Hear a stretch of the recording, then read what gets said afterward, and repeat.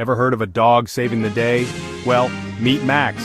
Max isn't just any dog, he's a hero. One sunny afternoon, Max was playing in the park when he heard a cry for help.